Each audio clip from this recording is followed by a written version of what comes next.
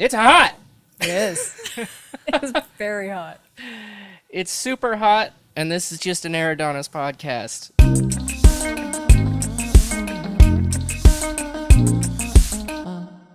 And the air conditioner's on, so if it sounds like shit, I don't care. Just, I don't know, mess with your EQ and Spotify or something. I'm here today, Kat Bryan Music, and you're putting out some, like, super cool... let's start properly. How do you self-identify? I've decided today that I self-identify as a gothic Scottish ghost. Gothic Scottish ghost. Yeah. Okay. And so I guess, do you want to break down why, or do you just want to leave it at that? Like, is that kind of self-explanatory? I think it's self-explanatory if you know me. If you've heard my music, then possibly Right. also. But yeah, generally I am pale as hell. I like dark and kind of scary music, and I'm a quarter Scottish. No, a quarter. Yeah, okay, yeah. A whole quarter. That's enough. It's enough, right? That's enough. Yeah. I'm excited that you came down in Thank this. It's probably not even really that hot compared to how hot it's gonna get this summer, but maybe it's just because I only wear all black. But Well, I also have Yeah. that same affliction. Yeah. Where like black is my favorite color. Yeah. And I hate summer. yeah, it's it's made every small inconvenience in my life for the last couple of Yes. days just it stopped me in my tracks. Like we went down into the basement and like dug out our dusty old slip and slide and put it out on our Nice. deck yesterday. Nice. And just slipped around like a bunch of children for a little while.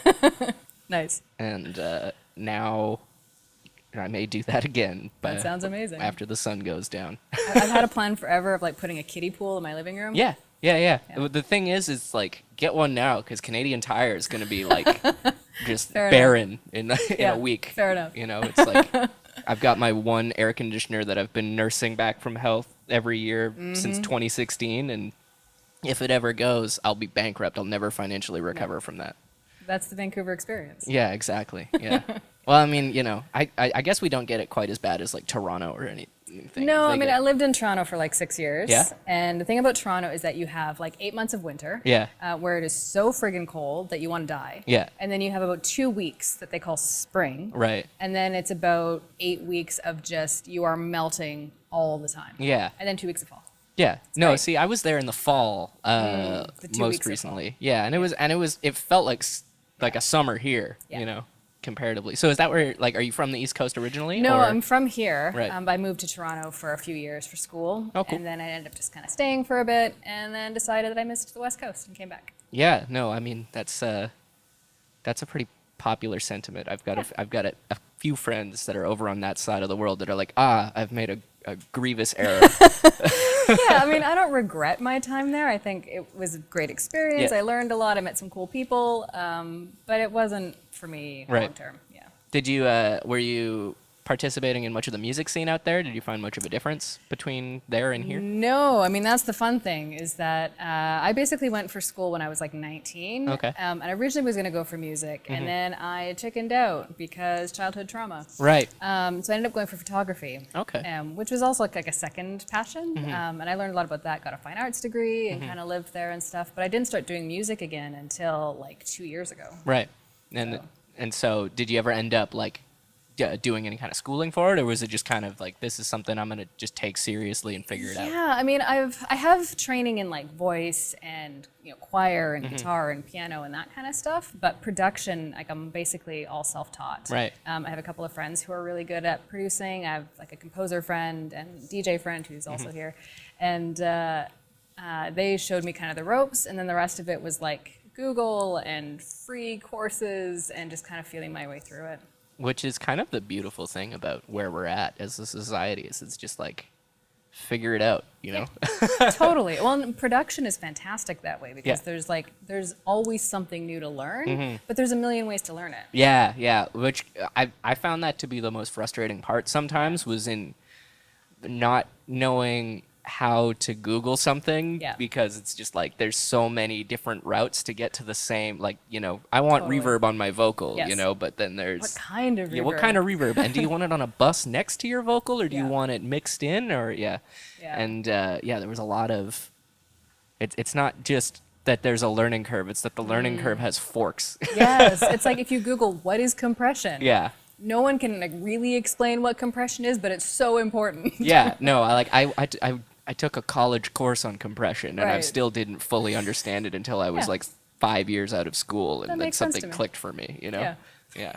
It's an insanely like it can be an inch or 10 miles deep Yeah. if you want it to be. Exactly. Yeah. So finding your way through sort of the music scene in and Mm-hmm. around Vancouver, have you played in any like bands or done much of the? No, I mean, honestly, I started like at the height of the pandemic, when everybody had to be home and Yeah. not doing anything. I'm like, this seems like a perfect time Yeah. to learn a new skill.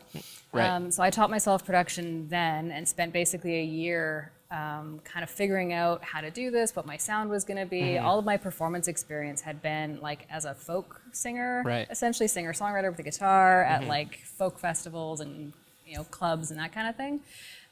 So now I have this like entire orchestra in a box. Yeah. And the next step was to figure out, okay, how do I actually do this, Right. right? So that's kind of the stage I'm at now as things are opening up again, is starting to get back into actually performing Yeah. and like putting that out into the world in a effective way. Right. And so are you just sort of performing like kind of tracks sort of karaoke style, or are you looking to fill out like a band or Yeah, I mean, I would like to avoid the kind of karaoke thing of just like press play yeah, and yeah, then sing, tell the 'cause- sound guy what track your CD you want to hear. Yeah, that's yeah, I don't I've really been there. wanna It's do not that. the place. Yeah. No, exactly. So I've applied for some grants and stuff to get some equipment so that I can actually like play these things Right. a bit more Yeah, yeah. live. For now, it's a lot of just kind of karaokeing it and Nice. that kind of thing. But Yeah. working on it. Yeah, well, I mean, yeah, that's the other cool thing is once you figure out the production and you realize, oh, I've made so much more than any one human being could ever possibly Yeah. perform live. You get this whole other riddle to solve. Exactly. And I've been up and down every which way over the last decade. I've gone from like, the headphone jack on my laptop to like 10 or 15 like synthesizers all chained together with Boy. MIDI and Love it. being like the asshole that's taking up 25 minutes between 5-minute band changeovers to like plug in a million little things and then Yeah, that sounds and then about right. have the show just not work. That's the fear, right? Yeah, Is that you're exactly. gonna all these things have to connect to each other. Yeah. And some of them don't work. Trying to right? make it easy but then trying Yeah. to make it cool and not make Yeah. it just like karaoke. It's like you've got Yeah. this spectrum from Exactly. Beck to Yeah. Well, I mean, like in a perfect world, I would love to have a band Yeah. play this stuff with me. I'd really love to have like an orchestra. Yeah. So that I could have all of my strings be done live and then also like a full band and doing drums. And sometimes I have like 3 different types of piano Yeah. in a mix. So I would need all of those pianos. Exactly, Right? yeah. It'd be amazing to do it all live. Yeah. But cost prohibitive. yeah, which is problem number one with Yeah. being in Vancouver. Period is like if it's not even like even if you had enough friends to Yeah. have an orchestra, it's like you still need to pay somebody to have a room big enough to Yes. put them all in.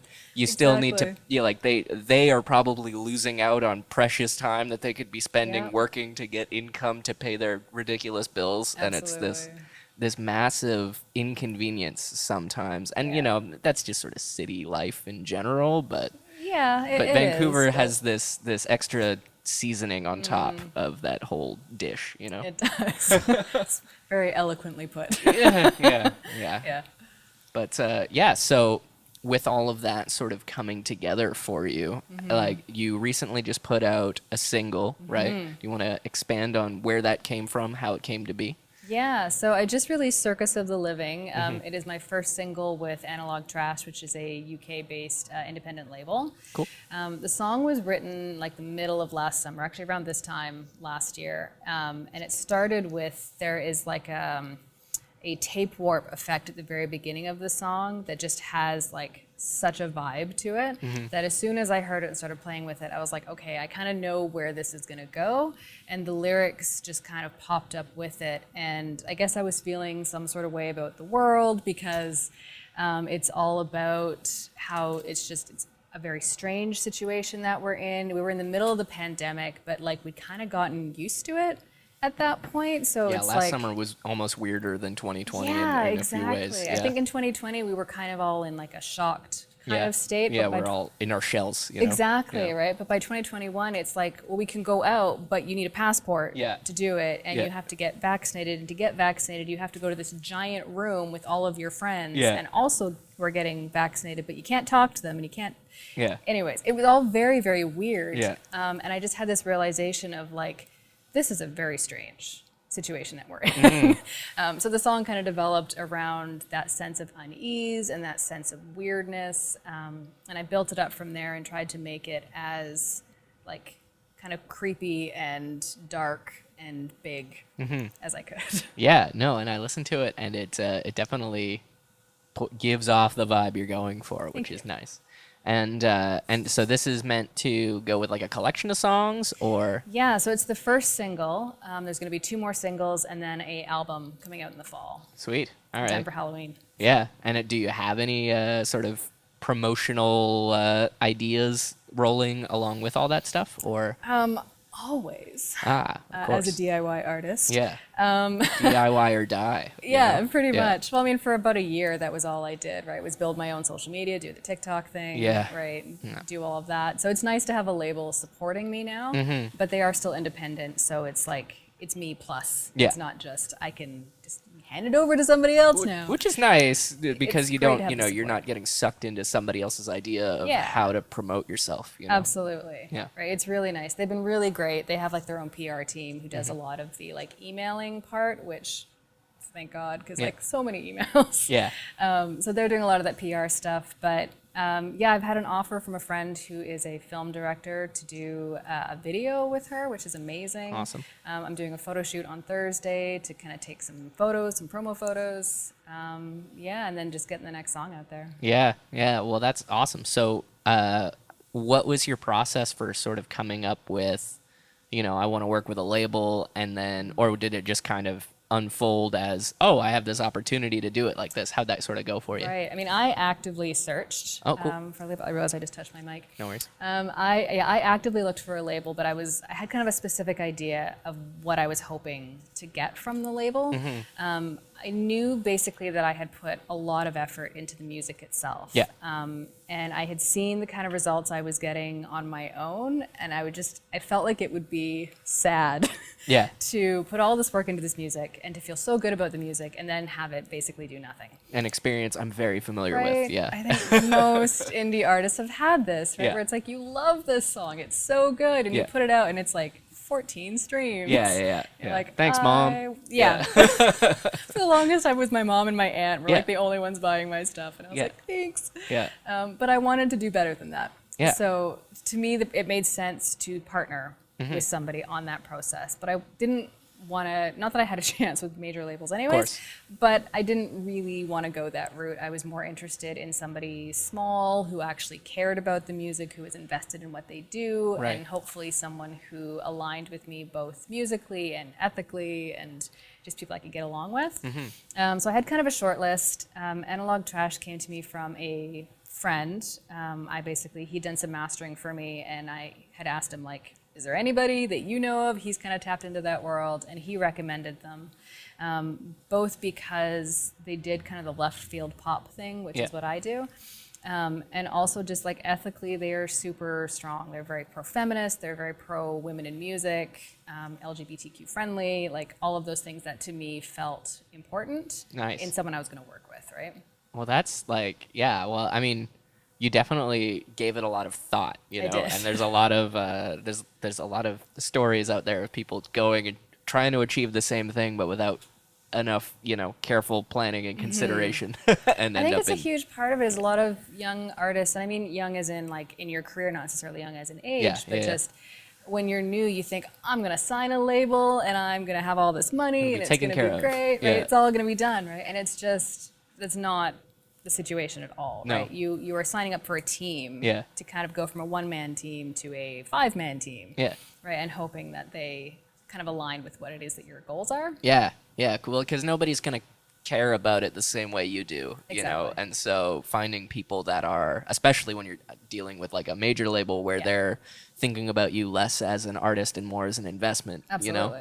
you know? 100% as an investment. Like they want to know that you have already made money, so that they can come on board and make more money, but give you less of it. Exactly. They're just like, they're just crypto bros. A lot of them probably. You know, it's the same general principle. They just want to, you know, to pass the buck, so to speak, on actually making good stuff. And so it's well, that's really cool, and I'm glad that it's kind of panning out for you, and you've got a little bit of work, and they can handle some of the stuff that a lot of musicians suck at, because it's really difficult to just like reach out to a blog or you know, and it's really expensive most of the time to get somebody else to do it. So like I recently just did a PR campaign for my last single, not with the thought that I would like win anything over, you know, I'm like, this isn't gonna break my career, but I was just like, I want to do some more shows. I was a little bit late on applying to everything. And I don't really have very much to show because a lot of my music sort of came out during the pandemic. So it's like I could send them a Zoom recording of the last, you know, Zoom show I did. You know, nobody wants that. No, exactly. So I need a little bit of a snazzier, you know, mail out EPK thing. So I started doing a promo campaign that, you know, and it was expensive, and I just wanted like one or two little like headlines, you know, that from a blog I, you know, actually knew about or something, you know. Nice. And it panned out for me, but then, you know, it could have just as easily have not of. So it's really cool when you got a team on your side to work through that stuff. Yeah, I mean, I did okay on my own. I made some nice friendships with, you know, some reporters and some, you know, radio hosts and that kind of thing. But I think at the pace that I was going, I would be like 180 before it became anywhere close to financially viable. And it just drains you. I don't know, you know, just saying like, look at me and pay attention to me. You know, that's true. Like no one really talks about that side of it, like the soul sucking side of it, of like trying to promote yourself, and just nobody wants to hear it. Like everyone's like, here's my song, and you're like, I don't care. It's like, I love it. Is it better than Taylor Swift? No. No. I mean, maybe to some people. So there's a lot of like heartache, and I think that takes a physical toll. I mean, it took a physical toll on me, right? Like especially if you have any kind of like mental health issues, it just plays into those insecurities, and it can really get into your head if you're not careful. It can ruin everything about what you like about what you're doing. Absolutely. Like, you know, it's like if you've ever been like, if you're on the other side of society, if you're one of those people that's like played team sports when you were a kid or something, like if you ever had to fundraise outside of like a Save On Foods, like trying to sell like candy bars, like I'm like, you're selling candy bars, you know, and if people aren't buying them, it's not like, whatever, this person's a weirdo, they don't like a candy bar. But if you were at home making candy bars, you know, and then people were shutting you down like that, you know, it sucks. It's heartbreaking. You're like, I put time and money and love into this, and you don't want it. Well, and that's the hardest thing about music too, is that the biggest hurdle is getting people to actually click on your link. Right? And it's like, it doesn't matter how good or bad your song is. Like they won't even try. Exactly. You know? It's because they're kind of spoiled for choice, really. Absolutely. You know, we're in an age where it's just, you know, everybody has a voice. But everybody has a voice, you know? It's a beautiful thing, but it's also a bigger challenge. It's I mean, and I feel like as a music sort of society, we've kind of made it so that we're kind of, the laws and the industry and the sort of infrastructure around music has kind of been this like Jenga game of like, you know, like we were just like, if you think about how royalty rules started, it goes back to like I wrote some sheet music, and if you want to copy it so that you can play it on your piano at home, you have to pay me Mozart, Yeah. for a piece of that. And then it was like, okay, that makes sense. It's like, Yeah. all right, well, now I can record it, a recording of me playing it, and then you can buy the recording and then play it. Yeah. You don't even need a piano, but Right. you got to pay me a piece of it because you had to pay me for the sheet music. So that makes sense. And Yeah. then it was like, okay, well, what about radio? What about Yeah. streaming? What about Yeah. YouTube, right? Like, Yeah. what about when you'd use 6 seconds of my song pitched down on TikTok to, Right. to Yeah, yeah. communicate some point, about how depressed you are, Yeah.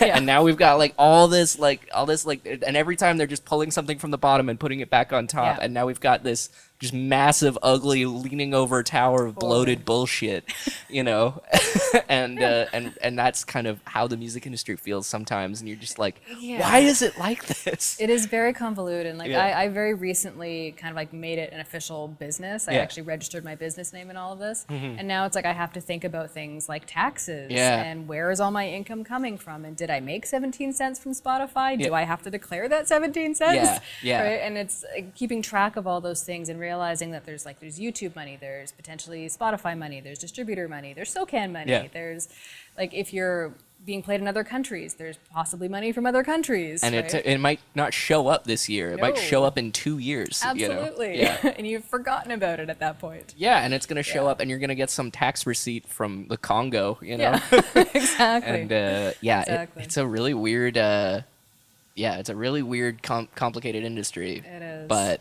it doesn't necessarily have to be. Is the frustrating part, but Mm. at the same time, nothing has to be as stressful and frustrating as it is. And so the music industry is just a drop in that ocean, I guess. But Yeah, no, I agree with that. And I think part of it is what you want out of it. Yeah. Right, like you can absolutely be a musician and not deal with all this stuff. Mm-hmm. Right, you can just make music, you can distribute it yourself. Right? I was with DistroKid like forever. Mm-hmm. And it's very easy to just make your own music, maybe get it mastered for $5 and Yeah. then put it out into the world. Done. Yeah. Right? That is perfectly acceptable. If you want to try to make it your life, your job, your living, Yeah. that's where it gets a lot more complicated. yeah, or even just if you want to take it up to a level of I made some songs. I just want to get my friends into a room and play them for my friends. Even that can Yeah. be you've usually got to involve somebody who doesn't care. It's difficult to, and so I think that part of why I'm doing this whole podcast thing is I want to connect more of the dots of the people Right. that supposedly make the choices, not just the musicians, but Right. the booking agents, the record labels, all those things. They're all can be, we're all just fans of music and Absolutely. want to spread it more around, right? Yeah. So it's and eventually I think we can, if we just all keep talking about it enough, Yeah. eventually people will get it in their heads that they can and should care, Yeah, absolutely. And I think it comes back to picking your team. Yeah. Right, is that you surround yourself with the right people. So your band is people that are on the same page as you. And then if you get to the point where you have a manager or a booking agent or whatever, that they are also on that same page and you're not picking people just because they're like, I'm going to get you 5,000 streams. Yeah. Because they're not, first of all. Yeah. But also, they're in it for the wrong reason. Yeah. Right? They should be working with you because they love what you do. Right. And they want to support what you do. And they want to make more of what you do. They're not right? trying to grow the number. Yeah, the numbers are such lies. Yeah. Like, I bought into that for the first year, and it was so, It's brutal. it was awful. Yeah. Right? It was like every time I'd post a TikTok and be like, you have 4 views, I'd Yeah. be like, I suck at life. Yeah, yeah. I should crawl in a hole and die. Right. I had to get over that because it was not healthy, Yeah. first of all. And it also doesn't mean anything. That's You know, even have, getting high numbers doesn't mean anything. I've had Okay. TikToks that gets millions of views, Exactly. and I'm nobody like my Spotify is It's entirely nothing. unrelated. Yeah, I have a video on my YouTube channel right now Yeah. where it was from TikTok. Yeah. It was Oscar Isaac wrote this or sang this hippo song. Yeah. And I basically duetted it Right. and sang like a harmony part to it. Right. And I just thought it was hilarious and Yeah. I posted it. And I checked the other day and it had like 18,000 views or something. Yeah. And I was like, this is the stupidest song. Yeah. And yet, but like the rest of my Yeah. channel, it had no effect on. Yeah, exactly. Why But- this Jimmy Fallon bit Yeah. is having any kind of tiny impact on my Right? life. It's a hippo song. Yeah, About exactly. hippos. It's Yeah. hilarious. It's Yeah. adorable. Yeah, we all love Oscar Isaac. We do. but Moon Knight forever, right? I guess, yeah. I don't know. That show left me. Let's take a deep dive into Moon Knight for a second. Oh, we're going into Marvel. Yeah, I'm sorry. I'm in trouble. Yeah, Okay. whoops. I have a lot of opinions about Marvel. So. Yeah, current Marvel in particular, they've stagnated deep, if you ask me. Right. But yeah, Moon Knight left me feeling empty. If, Oh my gosh. yeah, I was. I don't know. I really. It's like, but I can't really figure out why. Because I liked all the individual characters. I liked all the way that they did it. But it was over, and then I was like, okay, yeah. Right, now what? Yeah. I do agree that last episode, I kind of wanted like a bit more. I'm missing like a payoff or something. Yeah, I think there needed to be something to kind of finish it out a little bit Yeah. more. I was very confused by the whole like asylum thing. Like, Yeah. is it all in his Yeah. head? Like, or is Yeah. there actual Egyptian stuff? Right. Like, Yeah. Yeah. There was a lot of questions that I Yeah. think weren't necessarily answered. Right. Yeah, and they kind of played into the whole mental health thing without really going into Really mental health wading thing. into it properly. Yeah, that was the other thing. Is it was like because I read a few Moon Knight comics, and it's like he's a lot of Moon Knight is you don't really know what he's doing. Yeah. But I really liked the way, like the first couple of episodes when he would like black out and like and a Right. fight scene would happen. I kind of wish that the whole show was like that. Right. I kind of wish that you just never had an action scene. Yeah. He was just always working backwards from like Yeah. I just blacked out. What happened? Right. I when they were kind of setting that up in the first couple episodes, I was mean, like, oh, this was creative. Like you know? nobody does confused like Oscar Isaac, Yeah, right? He was so good at Yeah. just completely confused by everything. Had And no the idea what accent was happening. great. Oh, Yeah, beautiful. like I thought it was all like really very convincing. But Yeah. all the Disney Plus shows since like the first season of Mandalorian have been just sort of slowly Slowly going decreasing in. Yeah, I wonder if it's because they're not as good, or if it's because the first ones that came out were so good. Yeah, they kind of really like the first like WandaVision Yeah. and Loki and the Mandalorian and all that. Disney really like Yeah. came out swinging with that stuff. did. But But even you think about it, like the Falcon and Winter Soldier kind of talked more about mental health Yeah, than Moon Knight did, yeah, right? yeah, and it was and that was just like a 7-hour action movie, you Pretty know? much, Yeah. A buddy comedy. No, that one I was almost like, I was like, why wasn't this one a movie? There's been know, like it's 2 one or of 3 of those shows where I was like, Yeah. this is structured like a movie, but it's taking such a long Yeah. time. Because Like they even can, I Obi-Wan guess. just ended, and it was the same thing. It's like this just Yeah. felt like a really long movie. It did, Yeah. yeah. I've seen a lot of complaints about that. People talking about Yeah. how we just need less Ewan McGregor. Yeah. Apparently. What? Yeah. That's what I've heard is the big What? complaint is we need less Ewan. Yeah, I thought he was great. You know, Thought he and was as always, even in the prequels, he was always the best part. Yeah. You know, but even Hayden Christensen had a pretty good moment. You know, near the end Yeah. there, I really liked, and I liked how they didn't use. Apparently, they didn't use real James Earl Jones. It was like an AI doing the really? Darth Vader voice. Oh my yeah. God.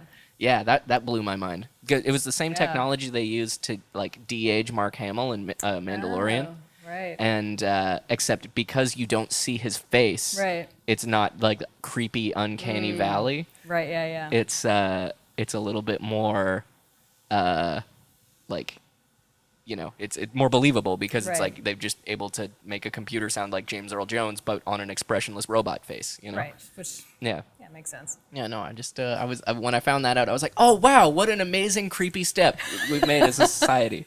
Yay!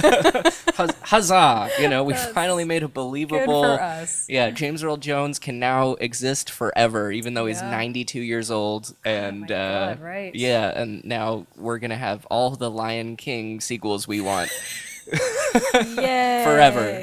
Yeah, and then hopefully society doesn't let that happen or doesn't last long enough. Like I can't decide which I prefer.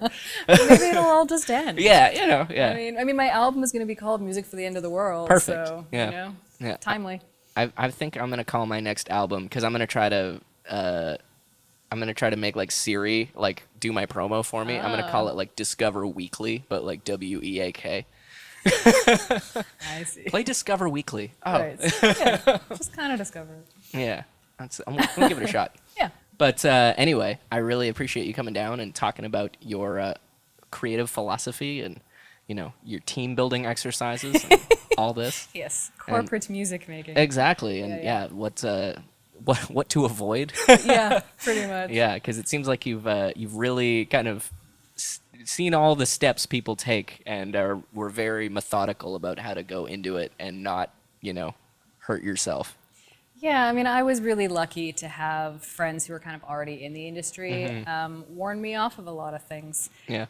So once I ignored all of that, Yeah. I was able to kind of like fish my way through it Yeah. and make the choices that were the best choices for me. Yeah, well, it's and that's the big theme that keeps coming up here is it's your community that makes you, Absolutely. Absolutely. So yeah, thanks, and hope to have you back soon. This was great fun. Thanks for having me. No worries.